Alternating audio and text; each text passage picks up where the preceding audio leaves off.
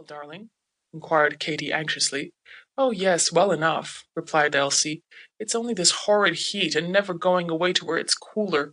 I keep thinking about the country and wishing I were there feeling the wind blow.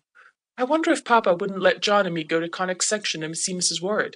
Do you think he would if you asked him? But, said Katy, amazed, Conic Section isn't exactly country, you know. It is just out of the city, only 6 miles from here. And Mrs. Worrett's house is close to the road, Papa said. Do you think you'd like it, dear? It can't be very much cooler than this. Oh, yes, it can, rejoined Elsie, in a tone which was a little fretful. It's always cooler on a farm. There's more room for the wind, and, oh, everything's pleasanter. You can't think how tired I am of this hot house. Last night I hardly slept at all, and when I did I dreamed that I was a loaf of brown bread and Debbie was putting me into the oven to bake. It was a horrid dream. I was so glad to wake up. Won't you ask Papa if we may go, Katy? Why, of course I will, if you wish it so much. Only— Katy stopped and did not finish her sentence. A vision of fat Mrs. Worrett had risen before her, and she could not help doubting if Elsie would find the farm as pleasant as she expected. But sometimes the truest kindness is in giving people their own unwise way, and Elsie's eyes looked so wistful that Katy had no heart to argue or refuse. Dr. Carr looked doubtful when the plan was proposed to him. It's too hot, he said. I don't believe the girls will like it. Oh, yes, we will, Papa, indeed we will, pleaded Elsie and John, who had lingered near the door to learn the fate of their request. Dr. Carr smiled at the imploring faces, but he looked a little quizzical. Very well, he said. You may go. Mr. Worrett is coming into town tomorrow on some bank business. I'll send word by him, and in the afternoon, when it is cooler, Alexander can drive you out. Goody, goody! Cried John, jumping up and down, while Elsie put her arms round Papa's neck and gave him a hug.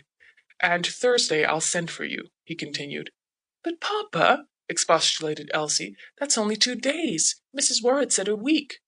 Yes, she said a week, chimed in John, and she's got ever so many chickens, and I'm to feed 'em and chase 'em as much as I like. Only it's too hot to run much, she added reflectively. You won't really send for us on Thursday, will you, Papa? Urged Elsie anxiously. I'd like to stay ever and ever so long, but Mrs. Worrett said a week. I shall send on Thursday, repeated Dr. Carr in a decided tone. Then, seeing that Elsie's lip was trembling and her eyes were full of tears, he continued, Don't look so woeful, Pussy. Alexander shall drive out for you, but if you want to stay longer, you may send him back with a note to say what day you would like to have him come again. Will that do? Oh, yes, said Elsie, wiping her eyes. That will do beautifully, Papa.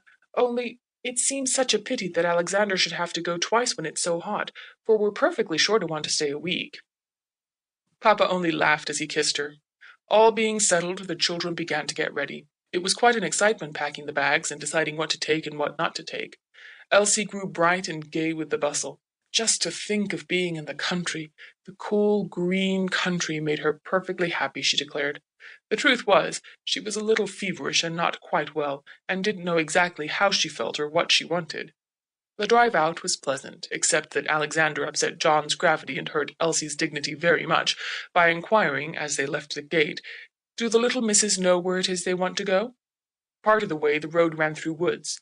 They were rather boggy woods, but the dense shade kept off the sun, and there was a spicy smell of evergreens and sweet fern.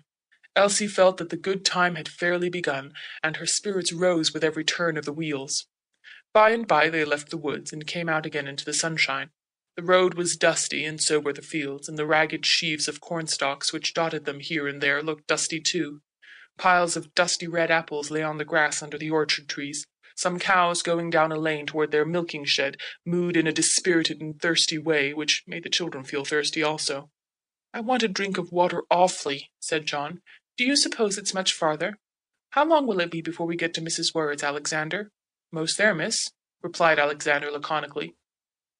Elsie put her head out of the carriage and looked eagerly around. Where was the delightful farm? She saw a big pumpkin-colored house by the roadside a little farther on, but surely that couldn't be it. Yes. Alexander drew up at the gate and jumped down to lift them out. It really was. The surprise quite took away her breath. She looked about. There were the woods, to be sure, but 1/2 mile away across the fields. Near the house there were no trees at all, only some lilac bushes at one side. There was no green grass either. A gravel path took up the whole of the narrow front yard, and what with the blazing